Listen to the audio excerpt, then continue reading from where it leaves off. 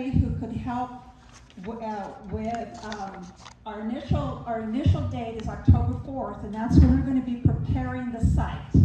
And that's going to be pretty simple. We'll be laying down cardboard, and then we'll be shoveling mulch on top of it. And that's called sheet mulching, and that's to kind of kill the plants we don't want that are underneath, and also it's going to help provide nutrients and aeration to the soil. After that, our plan is once the first rains start, we'll be out there planting our wildflower plants, our native plants. And this is in conjunction with the city, with David Cohen's office. They're being very generous in supplying the mulch and the plants and the tools, but we need bodies. So if you have an inclination to want to help with this project, either with the sheet mulching on October 4th and or with the planting, which we will send out information when that happens. We're reliant on the rainy season. And then we'll have continuing maintenance on this plot of land. So we're really excited about it. We're going to be also throwing out wildflower seeds, so come spring, it'll be really beautiful. So again, sign up sheet at the back, and we look forward to seeing you there. If you have kids who need volunteer hours, this is a good way. A lot of students need volunteer hours, and this is a great way we can sign a sheet for them to get their volunteer hours. Anyway, thank you again, everybody. Sign up in the back if you hadn't. There's suggestion cards in the back too, things that you want to talk about that maybe we didn't talk about. You could always email us as well if there's topics that you want us to bring up in our future meetings. We're completely open. This is our community. This is your community. We want to hear what you think, and we want to understand what problems you see in the community so we can help solve them. So we'll start off with SJPD in the back with some stats, and then we're going to get into parking enforcement.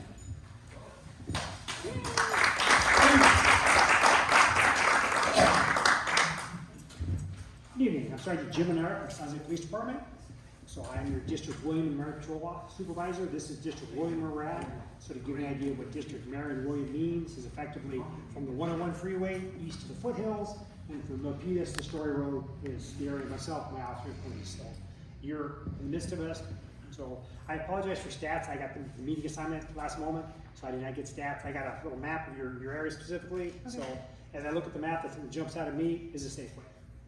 That's been, yes. So, Tell us about the Safeway. So I'm going to be real honest with you. I'm not an ambitious cop. I'm not trying to be a lieutenant. I just want things to be better. Safeway, in addition to the homeless in the parking lot, we've had not great results dealing with the staff of Safeway as far as the management and everything else. We've had problems with employees of Safeway. We've had fights in the Safeway involving Safeway employees. So not real good community neighbors. And I would encourage you, if you have another alternative, maybe take your dollars there. Because at the end of the day, the thing people listen to, people listen to their wallet. And if you guys choose to vote with your wallets and shop somewhere else, I know there's a Sprouts. Prices maybe aren't as good, but again, I will tell you, I've been here since July of 2023. So I've been here for a couple of years now, and I've been to the Safeway a bunch, and I see the same problems repeating themselves. So we're trying to message, hey, you know, there's competition for this. And you guys, you're as good or bad a neighbor as you choose to be. You guys obviously are very involved in your community. You want this to be a better place. And it seems kind of odd, but a grocery store is a big part of your community because we all have to eat every day. We have to shop, we have to go take care of our families. And if Safeway is not going to make that a better place to do that, and it's actually pulling police resources away from other things in the area, it's a loss for all of us. So we'd like to see Safeway be better neighbors, better corporate citizens. I don't know how much pressure we can as the police department, but again, if you guys choose to vote with your wallets, that might be something that could have a positive impact. The homeless issue, we've been told by Mayor Mahan that we're going to change our approach to the homeless. We switched. I've been a police officer now for 34 years, so I've seen some changes in the way we look at the homeless. And we've had this what we call community-based model, where effectively we told people we're not going to put you in institutions, we're going to let you be in the community, we're going to hopefully access you with resources, drug abuse counseling, mental health issues, and I'm going to be honest, it's been a pretty aggressive failure. What is happening with these folks is these are good people, and we want them to get better. But unfortunately, the combination of the mental health issues, the drug abuse issues, we're not in a position to see fees on the road. So at a certain point, I hear the phrase a lot, why are we criminalizing homelessness? We're not trying to criminalize homelessness. We're trying to put everybody, yourself and the individuals living in the RVs, living in the parks, into a better position. So I would encourage you, Mayor Mahan seems to have a good grasp on this. He's less political and more common sense from what I see. He's a politician. That could change. You know, I'm not trying to throw stones at anybody, but again, like I said, I've been a police officer for 34 years. I've got a pretty decent resume of mayors I worked for, and I worked for LAPD before I came here. So I've heard a lot of good promises, but at the end of the day, the people I really want to talk to, you people are the same people. I live in San Jose. I'm a unicorn in San Jose Police Department. My wife went to Mount Pleasant High School. She lived here her whole life. I've lived here. I've raised my sons here.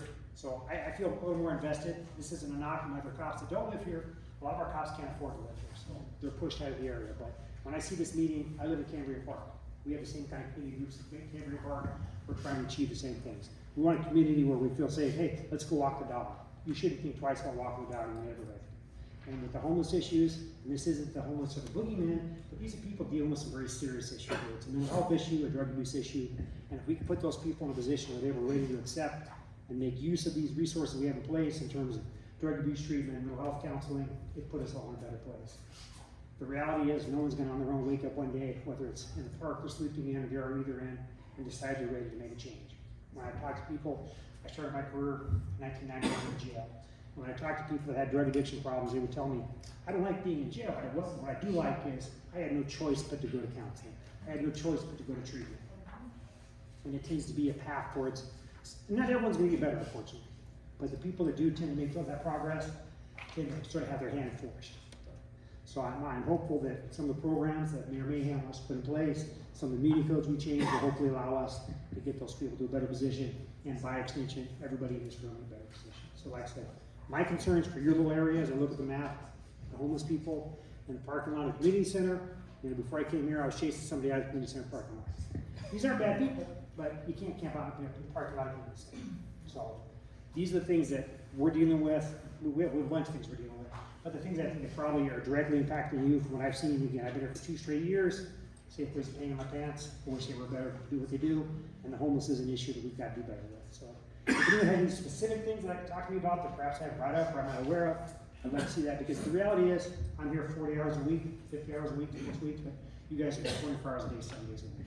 So you're gonna have a better feel for it. So if there's things that you're concerned about, that you'd like us and myself and the other officers to know about, please let us know. But the fact that you're here makes a big difference. Some of our communities where we have higher crime rates, higher violent crime rates, I can tell you that if you get 5 people a week, that's a good turnout. So we see a room full of people that care about the community, that are trying to make it better, we're moving in the right direction, so thank you for that. So, Question for you, the Safeway parking lot. You said that there's an issue with the Safeway employees? we've had You mean they're multiple part fights of the problem? inside Safeway involving Safeway employees. on Fighting duty. with each other or fighting No, with fighting customers? with customers in the store, Physically?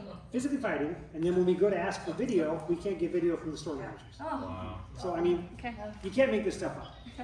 And the people coming into that shopping center, do you know how people are showing up? Because there's just, a lot of people keep kind of showing up, and they kind of start living in the parking lot, they start hanging out in the parking lot. Do you know where these people are coming So from? here's the sad reality of where we're currently at the homeless. Our homeless strategy prior to closing encampments is we're playing whack-a-mole with the homeless. Yeah. So that guy I pushed out of the community center parking lot is gonna go somewhere else. And that happens everywhere. And Beg pardon? He stays in this area though, there's. Yes, I think we're talking about the Burgundy Jamestown. I personally pushed my bell out several times. It's that whack-a-mole thing. And here's where we get into this not in my backyard thing. These people have to go somewhere. And the hard thing in the Bay Area is real estate is so incredibly valuable. So for us to go, does everyone remember reading The Grapes of Wrath, middle school or high school? Because if you do, you go, holy cow, that's right now. Do you remember when the Jodes came out and they got put in camp and nobody wanted to camp? We're right back there. So hats off to John Steinbeck, but the reality is at some point we've got to figure out some sort of permanent solution. And that permanent solution can't just be a place like Columbus Park. You've been to Columbus Park. I remember Columbus Park had a vibrant ongoing softball league. Right across the street from the Rose Garden. It was a neat community resource. It's thunderdome now. It's crazy in there. And that's not because these are bad people, but unfortunately, you have so many people with so many problems, and you put them all in one place, you can't be surprised when the things that are happening happen. It's like if the ocean was full of nothing but great white sharks, it'd be crazy. No one's mad at great white shark, but you need to have some diversity. And when we get people that everybody in your community is dealing with a substance abuse issue, or mental health issues, you can't be surprised when the things that happen. So if we can find a way to figure out a place where these folks are at, that we can monitor them a little better, we can maybe have some say over. Right now, the Columbus Park thing, there's no restroom facilities. We need to have a place for these folks to wash clothes, where they can take showers, where they can have an actual restroom. Every time we try and put porta potties in Columbus Park, it's kind of like a hermit crab shell. And one of our homeless population moves into the porta potty, and now it's not a resource for the rest of the population. Whereas if we could actually get somewhere where we've got permanent stationary, a laundry facility, a shower facility, a bathroom facility, it'd be a little easier to monitor that. So we all talk about. Just, can you just very, very briefly talk about the June budget? Included a new team of officers, quality of life officers? Neighborhood quality of life, that's a great question. Specifically to help with this Absolutely. issue So that what we're we talking realized about. is asking patrol officers, like right now, just out of curiosity, I told you, I police from 101 to the foothills, Milpitas to Story Road. Does anyone want to guess how many officers are working for me tonight to do that? 4. One time, I'm a little better than that. I have 3 in each district, I have 6 total. Oh, So one of my 6 is a 2-man car, and one of the things that happens this time of the year is we're back to school time. And tragically, one of the things that really we get overwhelmed the first month of back to school is unfortunately a lot of our sexual assaults that occurred over the summer get reported that first month of back to school. So obviously those cases, because of the sensitivity, we throw a lot of resources into those because we want to get our victims as good a place as possible. If we can, we want to apprehend our suspects. So I've got 2 officers tied up on one of those cases right now. So effectively, I've got 4 officers tonight. Doesn't mean we don't want to do the best we can, but policing the homeless on top of that, we realized was an unreasonable ask. So we have 6 officers and a sergeant. It's called the NQO, the Neighborhood Quality Life Program. So right now, their primary focus is the Columbus Park area, and they're going to focus on the downtown area. And the goal is they're going to reach out to the sergeant and myself. Hey, Jim, tell me, what's your hotspot area? Where is your problem? I'm going to say the parking lot. I would argue any major retail section. If you've been to either of the Targets in the Capitol, the Targets have a huge problem with organized retail theft, so we're going to beat up with that. But the Neighborhood Quality Life Program right now is 6 officers. The goal, hopefully, is to expand that. Because right now, 6 officers is better than nothing, but it's, they've got their finger in the dam trying to hold back the oceans. So we're hoping that we can establish, come up with some techniques that are effective, because just pushing those people around isn't really good police. And to be honest, it's not why I just became a cop. I didn't come to go, hey, I don't want to solve crime, I just want to push it away. I'm not going to lie to you, we do a lot of that. Having said that, it costs a lot of your tax dollars to push problems around. I'd rather spend your money and solve some of those problems, and hopefully be able to start spending money on more positive things for the neighborhood and the community. Thank you. So, I have a question now. Yes, sir. So, with the homeless issue, we have the Safeway where they're laying on the street, and my wife one time called 911, thought the guy was dead. And now it ends up he wasn't. Now it's becoming the norm. So for the public, we may have a guy who's actually dead in the parking lot, but now the norm is he's just another drunk, and you walk and you keep walking, you keep driving. So when do we make that call? Like, we call 911 every time when we're in the, so what should we do? Because we'll see him in the parking lot, and laid across the parking, you can swear the guy's dead. But because previously my wife did call 911, and the guy was just totally passed out, we're like, okay, that's just the norm. They said the fire department, don't they? Yeah, so I'd be willing to call it the norm. It's a symptom of the problem for sure.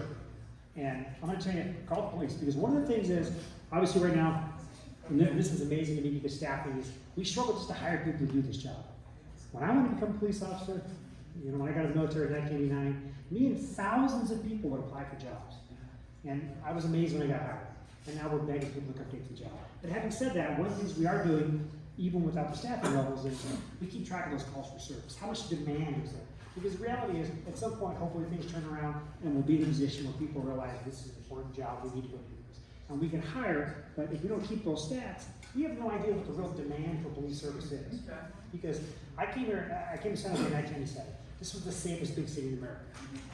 And it felt good to work for the safest big city in America. And the things that we did in 1997 as far as how we policed the city and the results we were able to get that way, we'd like to get back to that. That was 400 police officers ago. So, it's What not- about Lundy and, Sierra area? There's a lot of trailers parking in the. And that's the hope is the NQL team. One of the other issues we have, and if you indulge me, let's say you call tomorrow. Hey, there's an RV in front of my house. I send officers out, and the RV is expired, hasn't been registered in 3 years. So, per the vehicle code, my parking control officer tell me that is, eligible to be impounded and taken away. But the problem is, there's no magic tow truck company that comes and takes these, because if I have a tow yard, I have a finite amount of space. So if I have a tow company, I have a tow yard where I impound cars. So if I come and impound your car tomorrow, you want your car back, right? Because you need to get to work, to school, or anything else. So you're gonna come, you're gonna pay the impound fees, you're gonna get your car back. But if I come tow somebody's RV, that person's not in a position to get that RV back. And that RV takes up a bunch of space at their tow yard. So now it limits the number of cars that are gonna actually come and pay impound fees. So what's happening now is our tow companies are not towing RVs. So we're trying to figure that out. So it's one of these unintended consequences. Doesn't mean we don't want to help you, we don't want to get those RVs going. The problem is, this problem didn't happen overnight. And I've been a sergeant now for a dozen years. And before I was an officer before that, and we were just starting to kind of go, hey, the RVs can't be here. And we didn't really have any kind of muscle legally to get those out of there. And the problem, unfortunately, isn't going to go away overnight. Yes, sir. You separate the individual by towing his home line, where does he go? That's one of the things that the city has worked on, is we have a decent number of resources in place. As far as how different facilities, local facilities, we have tiny houses. You're not wrong. If we were to sit there and say, hey, we're gonna tow all your RVs away, and we're gonna expect you to figure this out overnight, that would be completely unreasonable. And what we'd basically do is we'd probably unleash a wave of burglaries and property crimes, because these people would be struggling to get back to where they were. So the hope is, we're gonna have enough beds in place, and this is a county thing. I'm not sure why the city doesn't do it on their own, because realistically, the county has failed us. I'm just gonna be perfectly honest. And the county has a program called Home First. And what Home First basically says is, all your problems, if you're a homeless person, have nothing to do with the fact that you're drug addicted, that you're mentally ill. If I can just give you a place to stay, everything's gonna be magically fine. That's unrealistic, because now I have a person who's mentally ill, still has a drug addiction problem, but they have an apartment. Who do you think all his friends are? Mentally ill people with drug problems. They're not bad people, but again, and if I'm that guy, and last week I was living in a tent, and now I have an apartment and it's cold outside, I'm calling all my friends living in tents. Because those are my people. I want them to be safe too. But the unfortunate problem is they'll come to those facilities, and now I've got a family with kids that's trying to get off the streets, and their next door neighbor has got 5 other people who are dealing with unmedicated mental illness and a drug problem. So those people that family, we could give them stability, possibly could take that next step towards being independent again and living the life they want to live. But the reality of living next door to all the drama that comes to facilities, I literally had a woman, I don't know if anyone's familiar with South San Jose at all, Center Road, Tully Avenue. Yeah. We have a place called Renaissance Place, and it's one of our housing first facilities. I had a woman come up to me in a wheelchair, motorized wheelchair, could not walk on her own. Told me, I am moving back into my tent out of the fields because the drama here, I just can't deal with it. So housing first is a great thing for a group of people that don't actually interact with the homeless every day. It sounds awesome. But as someone who deals with the homeless, and I realize the depth of the problem, it's unrealistic. That's kind of where we're at. But we are moving towards making sure that when we do displace someone from an RV, they're moving into some sort of transitional housing. And the upside of transitional housing, in theory, is it's going to connect them with mental health resources and drug addiction resources. The problem sometimes with both those problems is those people, it's kind of like alcoholism. Until you're ready to acknowledge that that's something I need to get better, you're not going to get better. So that's kind of where we're at. Thank you. Thank you.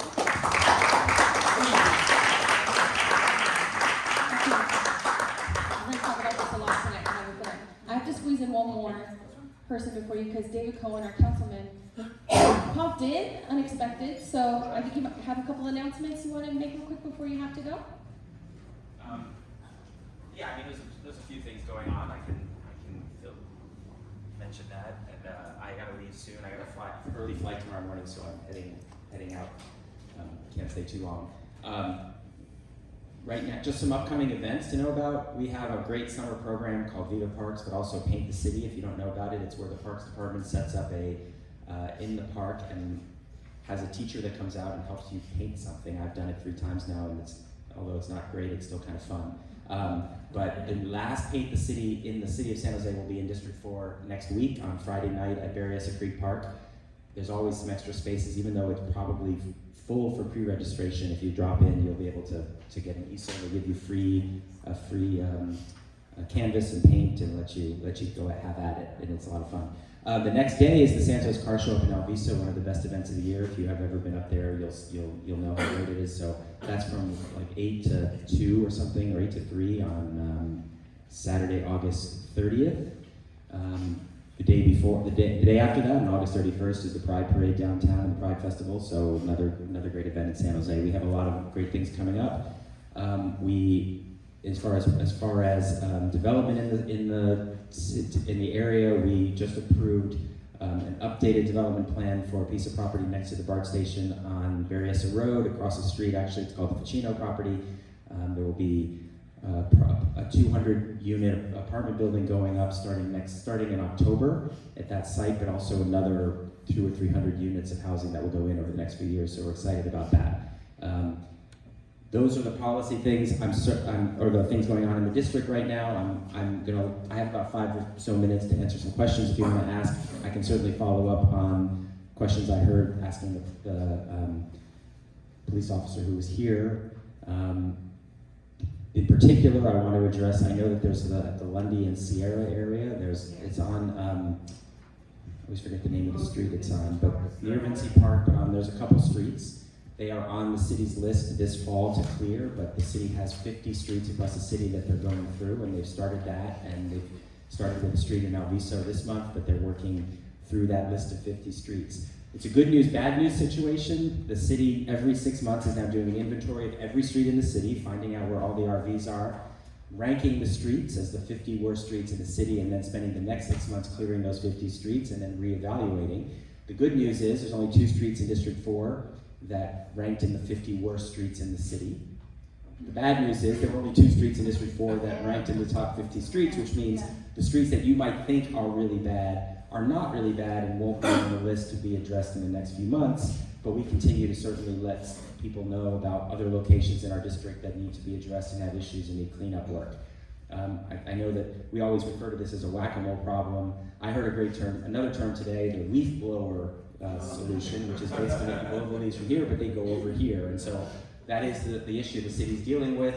You clear things, but people don't disappear into the ether. They move from one place to another, and we have to be very thoughtful about how we do it. That's why the Columbus Park has a really detailed process that's been built over the last month or 2 to figure out how to do it methodically. But the first day, yesterday, I got a call saying 12 RVs drove north, and this is why I work with the city a lot to say, please be really careful and thoughtful about what you're doing, because I know that they always come in this direction. They head downtown or they head north. So we're trying really hard to follow up and figure out where people go. But every time we clear one spot, the good news is 60% of the folks at those spots are taking service. So every time this happens, the numbers are getting smaller, but the people who don't want it will continue to move around as we address these sites. So that's the current status. The good news is that we're opening more and more locations for people. We have a service now where we're buying off RVs from people, so we're offering people $2,000 if they sell their RV that in most cases don't even operate or run, so they're happy to take the money, or at least some of them are. My understanding is that at Columbus Park, where there are a couple hundred RVs, 80 people have accepted the $2,000 to have their RVs bought, and all those 80 people have said, we'll sell you our RV and we will move into one of the motels that we're opening. There are 5 motels that the city is leasing that are opening starting this week, over the next few weeks, which have about 350 spaces in them for people to move in, and so that's where the people in that park are being offered space, and there's plenty of spaces in those motels for everybody who wants a space, and people are taking them. So the process is thorough and takes time, and it's working, but obviously the problem is still large and it'll take a large amount of time. My fear is that given the cutoff of social service funding from the federal government, more people are gonna end up on the streets, and so we're gonna have to be dealing with that and figure out how to address that. But that's, you know, that's the economic ebbs and flows that we have to deal with. What were the two sites that were identified for? So the street over, Sageland is the name of the There's a- street. Yeah. Sageland and the street next to it, over by Lundy, is Yeah, one of those there's, streets. Bill, where's your area? What area is that? That's our area. Yeah, so that street's on the list, and it will be, it's meant to be taken, actually, I'm sorry, there's 3 in the streets Oh, okay. in this district. Sageland, the second is, Shadow Tree, Shadow Tree. and then The street next to Brook Tree, Vinci Park. well, Vinci Park is the Sageland. That Sageland Vinci Park area is one. Shadow Tree, which is next to Brook Tree Elementary School, is the second, and then the third was Liberty up in Alviso in my district. Well, That at one. Vinci Park, they got one down from the school, trailer, right, I think it's an RV, it's got 2 vicious dogs. So you have to cross the street, so you don't have to deal with those dogs. So we don't have to wait if that's the case. We will call our animal control and have them go out there. So if you email my office, within a day, we will reach out to animal control and alert them to that, and we will address that separately from this process. But as far as the RVs on Sageland and a couple of the streets around that area, the Vinci Park area, that is on the list to be addressed this fall. They came at me like, Yeah. I'm sorry, how are we going to address those gardens, city lands? Do we just let them move around or? Well, I mean, we try to find, part of the idea is offer them a place to go. Not everyone will take it. It also depends at the time what's available. So I can't say for sure when it comes up what people will be offered. But it's likely that some of them will move, but we, watch and try to figure out how to track them as they move. And that's our downside. We try to do it carefully, because if you don't, people will just move to another street. Then we have the problem in another neighborhood. These motel rooms, do they come with some kind of parking facility? I mean, what is people could eat? Well, so the motels, every time we open a site, there is staff who provides those services. I don't think these motels have in-room kitchens, but they have central kitchens in the motel that people use and that staff uses to provide, to offer food and services. There's also counseling and job placement. The good news is when people get into a place where they can actually shower every day and keep themselves clean, they're often more likely to hold down, the ability to hold down jobs and other things. And so we've seen that success at many of our sites already. The housing that you're talking about, by Bart on Mayberry, is that low-income housing? Is it going to be homeless transitional housing? No, this is Just housing. well, it's housing, but I mean, no, it's apartments and housing, and it'll be a mix. When it's done, it'll have a building that's affordable housing, but that's like the 60 to 100% AMI rentals. I mean, it's rental housing, and then there are some single family and townhouses and also apartment buildings, market rate apartment buildings. It's a mix of various types of housing all on that property. Because at $2,300 for a studio apartment, that's unaffordable for many, many people in District 4, and especially if we have children that are trying to find. So I'm wondering housing is housing. I mean, you look at the housing across the street by the Safeway in Berryessa.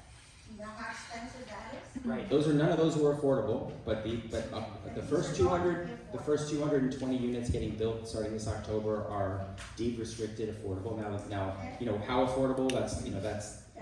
That'll depend on the ability of individuals to pay, but there will be a range of income levels that they're targeted towards with varying scales of affordability. That's one piece of it. There will also be market rate and other housing built along with it. I think the other part of it is the fact that there's more housing helps the prices go lower everywhere. When there's no housing, that's when the prices go up. So we we're want more excited that housing. We're It finally will building help housing. spread. Many of us didn't like the project on Capitol and Penitentiary Creek Road because it's a little large, but it will provide several hundred more housing units that will help with the supply and therefore bring down, plus the new townhouses right next door to it that are also almost ready to open. We also in North San Jose have the site up on Sealy where there's eventually going to be 2,000 housing units built, although it's being built in phases. The first phases are under construction right now. We're trying to get more higher density projects built in North San Jose particularly, where the area is zoned for a lot of dense housing. So we've finally given a lot of the things we've done to reduce fees and improve our permitting process, are getting projects off the ground and starting to get built.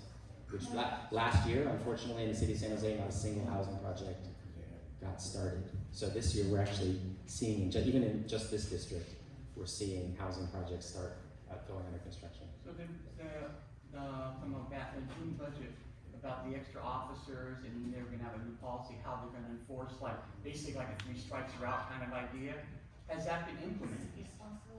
Yeah. Well, I mean, the bottom line is, I believe we've always had that tool in place when people are somewhere where we're saying they can't be. If we're offering them services and we're trying to clear that area, we have the tools in place to move them, and that's what that policy is about. The difference now is that we have this, what's called quality of life team in the police department that is intended to focus primarily on this, going around and working with people in the encampments and helping make sure things are safe and under control while they're there, and then when we're ready to move people, they'll be involved in moving people. So it's in process right now? No, that unit was funded and staffed. Now, it's not new officers, they were redeployed from other parts of the police department. So, that was a debate we had to have about where they could come from and how we could get them deployed, but they are deployed and involved. They're working in Columbus Park right now. Okay. One more question and we have to move on. Yeah, so you just briefly touched on the reduction in funding on health and mental health in the county, and their proposal to... I didn't mention that, but you can go ahead and ask. Oh, I thought you did. No. Okay. Well, I just wanted to get your thoughts on the county's proposal on the increase. Well, here's my thoughts. I'm sad that we're in a place where this would even have to be asked. We send the state of California, everybody in the country pays taxes to the federal government. The largest expenditure of the federal government is health care through Medicare, Medicaid, and other services.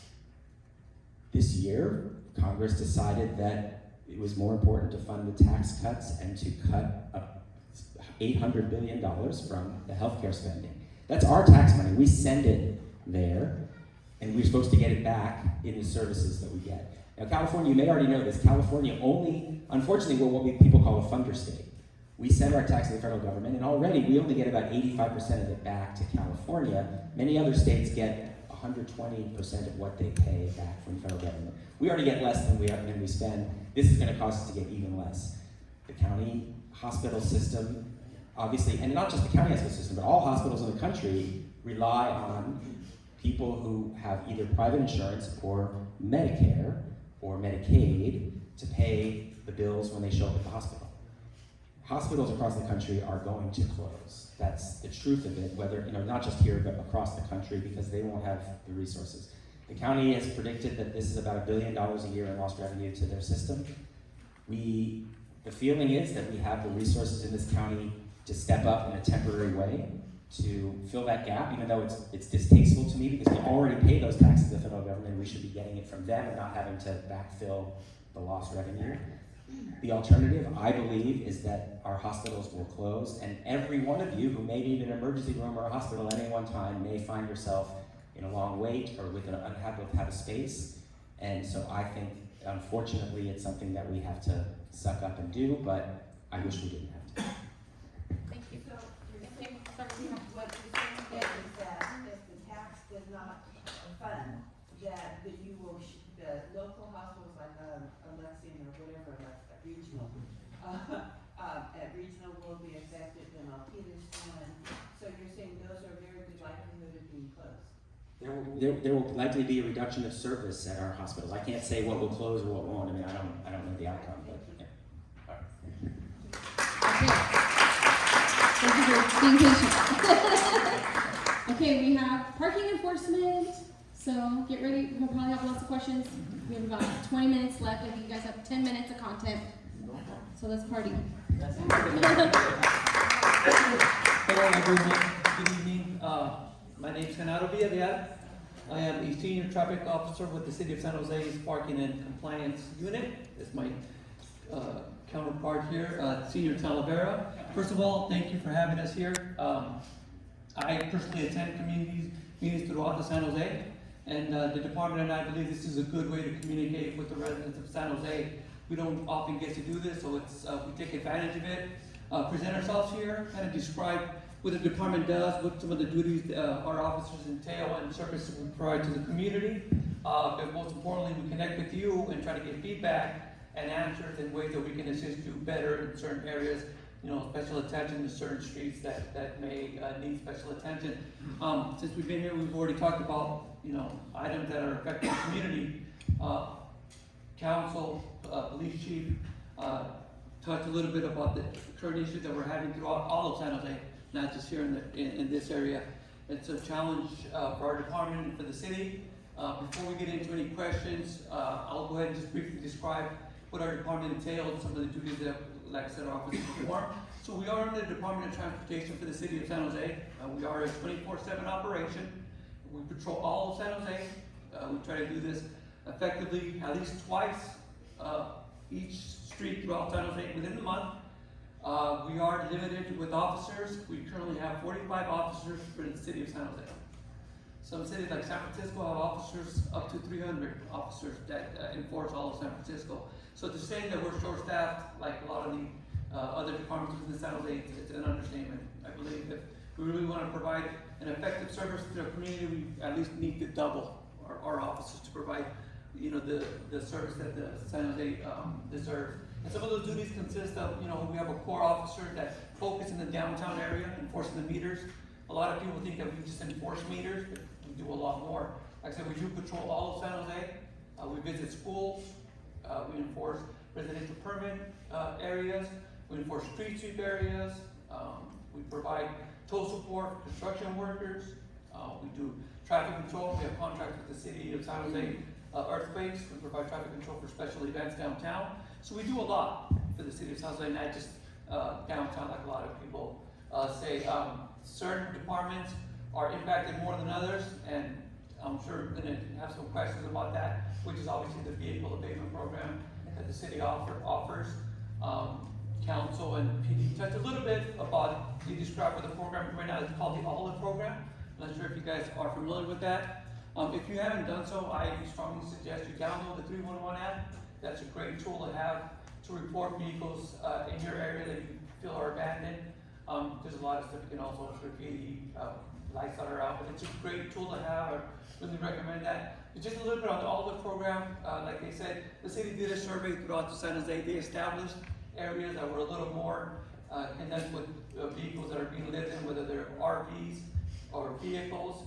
They are almost midway, I believe, Talavera, in cleaning up these areas. Is this a permanent solution to the problem? No, I don't believe so, but at least the city is trying to engage in some way to try to bring something forward to show that to the community that we're trying to somehow, some way try to resolve this problem. Sergeant mentioned mental illness, drug addiction, so it's not just an issue of us telling someone, hey, you gotta move out here because you're not allowed to be in this area. It's gonna be a little more work that the city and our department is gonna take to be able to hopefully somehow solve this problem if it can be. So we can open up to questions now if you guys have any questions. So help me understand what's going on. So I ride my bike to downtown, North 1st Street and Charcot. So I'm riding along Zanker, and Zanker, as it heads towards 101, goes from 2 lanes into 1. So it started off with this, junkies mobile home parked there. It got reported. The hotel front reported it. I reported it. That was back in May, and then I get notified. Hey, it's now in the homeless division thing. So now it's grown to half a dozen vehicles, super dangerous because that 2 lanes goes into 1. I'm riding my bike, I'm trying to find they're parked in the bike lane. And then on the other hand, I got a little tiny flatbed trailer in front of my house for motorcycles. I get ticketed for that. Yeah. So it sends a message of a double standard. They're in a protected class and say, I'm the schmuck that obeys the laws and goes to work. I know it's not, you're not making up the rules, something that needs to be taken up with the elected guys, but what's that dynamic going on? Why are they allowed? It's like any normal person that can park there would get towed, because it's illegally parked. But these guys get to stay there, and it's just growing and growing and growing. So what's going on there? Absolutely, that's a great point, and I'm with you 100% on what you said. I was born and raised here in San Jose. I've seen the changes that it's going throughout San Jose, and it doesn't seem like it's fair for the people that pay taxes. It's not fair. It's not, and I agree with you. Unfortunately, the policy set within the department are from council. You said it, you hit the nail on the head. People that are living in their vehicles with vehicle are being protected. We can't impound these vehicles. We cite them, the sites go unpaid, they don't care, because at this point, we cannot impound a vehicle that's being lifted. That's the policy that's in place. So how long, so every month, I think, or every couple of weeks, I get an email, update on the status, but the status hasn't changed. How long are they gonna be permitted to stay in and make this whole road dangerous?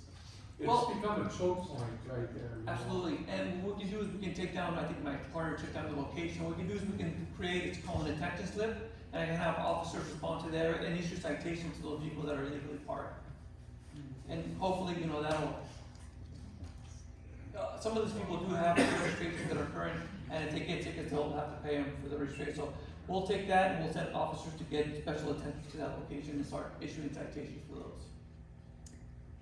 So here's another issue, that there'll be a couple of cars that over a year, they don't have registrations, and they're not being lived in, but they get parked, and you call, eventually, you'll see a notice on their car, it'll be there for a few days, the car doesn't have a registration, doesn't get towed, then all of a sudden, they just move the car, it's across the street and it starts all, we've had 2 or 3 cars, it's been going on for almost 2 years, and it's the same cars, they don't get towed, they get a notice, before that notice, they just move across the street, and it starts all over again. Why can't, is there nothing that they can just, it doesn't have a registration, it's just towed? Yeah, you actually brought up a point that I was gonna mention. It will get towed, and I'm gonna tell you why. The department has just created 6 officers that are gonna enforce, to be honest with you, we're very lenient with registration enforcement. We do have a new program that it's gonna gear specifically for registered people that are expired 6 months in a day. So what we're gonna do is we're gonna start with warnings, and then we're gonna go ahead and issue citations, and then we will impound. Even if they move, even if they move. Okay. Even if they move. I think that's the trick. It'll be on a daily basis, it won't be sitting there for a month, and then they move and it starts all over. Correct.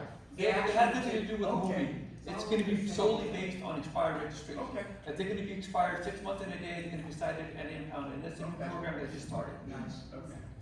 It was one of the challenges that we had, they just move around. Question on the parking enforcement currently.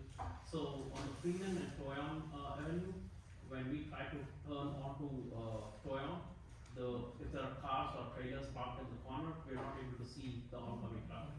So is there something where we can create so that can be like a fire zone or something so there's no cars parked there? So for something like that, you can go onto the city's website and you can file a report for that. That's gonna take an engineer to come out and look at that area and whether it's deemed unsafe or not, they can determine whether something like a red curb or special signage is needed for that. But it needs to go through the process of engineer. The area which I'm talking about is kind of in a gray area because it's Santa Clara County and San Jose City. So Gotcha. it's hard to say who's going to. Is there a county program? No, yeah, you can report that. They'll let you know if it's county or if it's ours.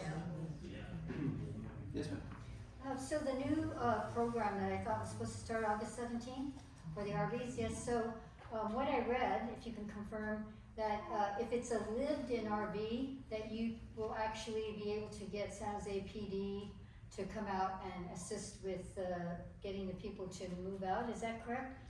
And and you could tow the vehicle? Because right now you can't tow vehicles that are lived in, correct? Okay, Correct. is that true or not? It is correct. With the help of PD, if they are able to assist us, again, it's gonna fall into PD's hands whether they're gonna wanna take it to that level, but we are gonna ask them to assist us in removing that vehicle. Okay. Yes, sir. Your website mentions that the city doesn't have a speed bump program, but what about speed humps? There's no mention of it on the website. That, I go to a lot of community meetings and a lot of residents request that for speeders that go through neighborhoods, and I believe that's kind of geared towards, it's difficult for emergency vehicles to go to those areas when they have speed bumps. It'll take a lot for you to get a speed bump or any type of device that's gonna go with something that's gonna affect the street in your neighborhood. I'll be honest with you with that. Or like I can flashing just- lights or something like that. Something would be like okay, that. As long as it doesn't slow down the car. Yeah, but speed bumps are highly unlikely. Okay.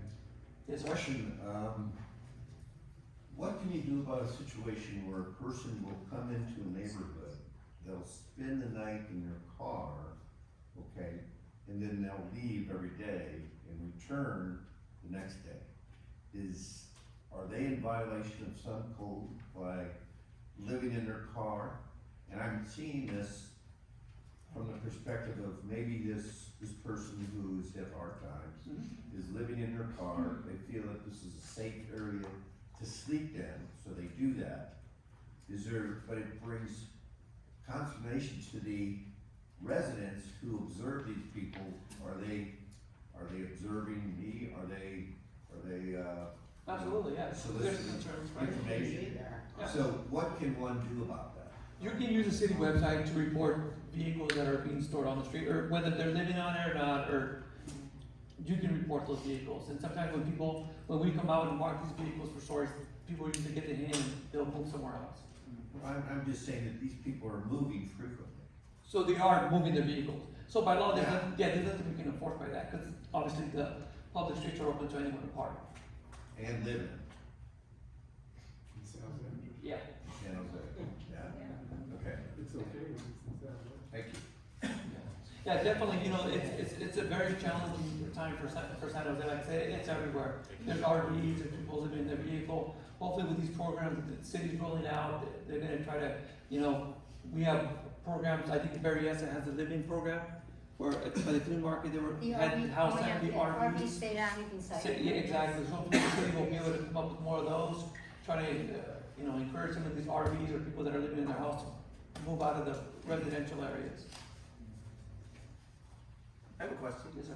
So, I work for Assembly Member Alex Lee, and the Assembly Member authored a bill, the daylighting law. I don't know, you probably heard of it? Yes. Yeah, now you know. So, and it went into effect, basically January 1, 2024, but enforcement is this year, right? Most cities now, municipalities are enforcing the daylighting, which prohibits cars from parking 20 feet within an intersection, to get greater visibility and, create more safety for pedestrians, bicyclists. So, what is the city of San Jose, you folks, are you starting to enforce that law? We started by warnings. Warnings? Yes, Okay. by So warnings, you get cited. exactly, by warnings, and then when we get the authority by council to start issuing citations, it's a lot of people are not gonna know about that law unless they're familiar with it, because the curb is not painted red or anything. Right. So we're gonna start giving tickets and people are gonna start freaking out, saying, why did I get this ticket? So that law is, it needs to get pushed out more throughout the media so people are more familiar with it. So that's why we're starting slow with the warnings and not just start giving out citations. May I make a suggestion about that, around the schools Yes. in the morning? Uh-huh. People parking right at the corners, so there's absolutely no visibility, there's students crossing streets. Yes. So that would be a good good area to start, target yes, to put those warnings on. Yeah, and we Either do. that or I'm gonna start sticking warnings. No, and we do a great job, our department does a great job in visiting schools. Last year we visited every school, to, educate, more educational than enforcement, but something like that. I think it's a great place to start issuing those warnings for those violations. Yes, sir. So on golf, it kind of narrows and it jogs a little bit, and there's a guy who parks a commercial box trailer Okay. and golf, and a lot of people double park on Golf for some reason too. So you're constantly having to stop anywhere around where this commercial box trailer is, but yet we've reported to the city and they said it's fine to have a It's been commercial it's box been trailer year- it's on a been there for- residential street. Yeah, it's been there for years, and it blocks the visibility of the neighbors on that side when they're trying to back out. And there's already speeding on Golf, which, by the way, DOT did do a study, and they determined that we need calming measures there. But there's already speeding there, but with that huge trailer, the neighbors, they can't see when they're trying to back out. And it's been reported, but it's still there. Okay, Years. so I'll have my Few years. partner Yeah. take down, but any commercial vehicle that's over 10 tons, it's illegal for them to park in the commercial. I'm not sure how big this truck is, but if it's over 10 trailer. it's illegal for them to park, they could be issued a citation. No commercial vehicle over 10 tons can park in a residential area. How about trailers? It It's doesn't a matter, trailer. as long as it's any trailer commercial that's over 10. I doubt without an engine and drivetrain, it's over 10,000. That's my guess. Yeah, it sounds like maybe it's wide enough to where you could be obstructing traffic, Yes. so we can look into that, and if it Yes. is obstructing traffic, we could issue a citation for that. Great, thank you. Thank you. Here, there's a question in the front here. Oh, yes, sir. Why isn't this city painting the sidewalk red in that 20-foot area? Frisco's doing every street in town. I'm sorry, say that again, trying to. The new law about the staying away from the. Corner. Said Oh, paint it back red. to the He's saying daylight. paint it red. Paint it red, and it's like every common sense, everybody knows red is And we brought up, when we first were presented with this, we said, well, why don't we paint it red? I think the resources that we have right now, especially with the city's deficit, it's gonna be a little challenging to put manpower into doing that, because you're talking about San Jose, which is, they gave me the number of total. It's a lot of pay, it's a lot of people to pay to do that, so I think right now it's, due to the financial situation the city's in, it's probably not gonna happen. It's probably gonna cost too much for that. I just have a curiosity question here. When the city narrowed all the lanes, but we have the big bike lanes, which are bigger than car lanes nowadays. And now they have it to where they put all those poles, which I personally think is more dangerous, because now I can no longer look over there, slowly merge in and take a right. You have to go straight up, stop all the traffic, take a 90-degree cut, and now you have to look like this. Has there been statistics? Has it been a failure? Or, because to me, it never makes any sense. Because the way, and now I see where a lot of places, because you can't, traffic, like you go to Costco on Brokaw, the right lane goes 50 cars because no one can turn right. So one guy going straight, they took away the turn lane because they put all the poles in it. And to me, when I watch it, I've seen a couple times like, wow, now I have to look, now I have to turn 90 degrees. It doesn't seem to be thought out. I'm just curious if there's been any stats. Has accidents gone up, the same, or down because of the way they've redone these roads? To be honest with you, stats we don't have. Okay. I'm with you on that. I'm not a big fan of that. I think people that ride bikes anywhere but those lanes. But initially they were supposed to have them downtown. Yeah. It seems like they're branching out throughout all of San Jose. And I'm kind of with you on that. I'm not a big fan of those.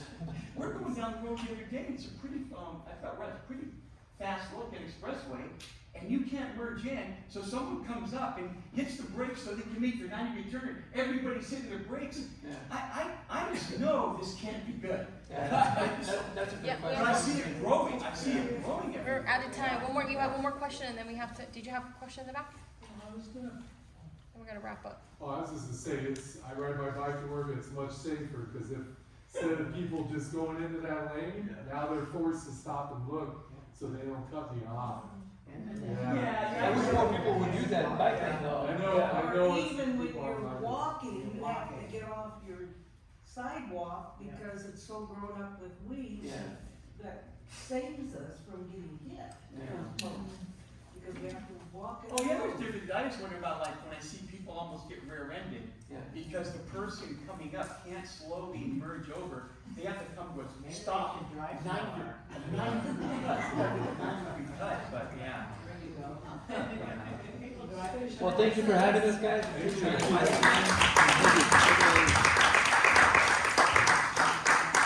What a lively discussion. So many questions are answered, right? We're so much more knowledgeable now about how things work, right? Thank you guys for coming. If you haven't signed the sheet in the back, please sign the sheet in the back. Our next meeting is going to be in December. If you sign up, we can tell you about that meeting. October?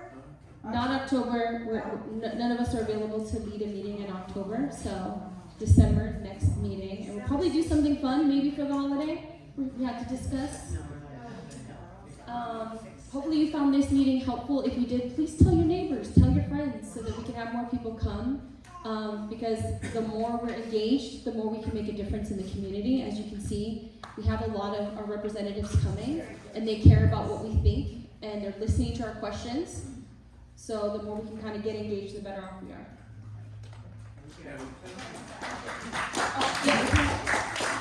Oh yeah, and also don't forget, the volunteer for the perk ponds wildflower garden. So it could be beautiful and flowery and colorful. Wouldn't that be nice? Can I make a comment? Sure. And an announcement. So, many don't know me. I'm Tim. I'm with Assemblymember Alex Lee's office. I get his reports regularly at the BCAC meetings monthly. But I did want to give kudos and a big hand to Melody. Where's Melody? Melody. Yeah, let's all give her a hand. Melody was responsible for calling our office to make sure that I got in contact with Caltrans to get rid of an encampment under 680 and Capitol. There was a mess, and I drove by there several times. Caltrans came out, and they got rid of 2 encampments, and it was great. So I just want to let you know that if you call our office, one is, you go to the website, you fill out a customer service request, a CSR, you get a number. You call us, you call me, I will contact our Oakland office. We're in District 4, there's 12 districts in the state. I'll call our guy in Oakland, and then they'll get their people on it. But it may take months. Melody was patient and got impatient, but it may take months. But know that it will happen eventually when they get a crew out there. So, good job.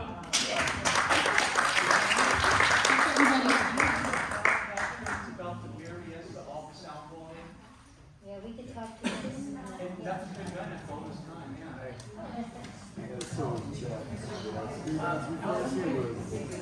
Zanker and Sarah. Very I'd say there's about 8. Start off as 1 and bang it out as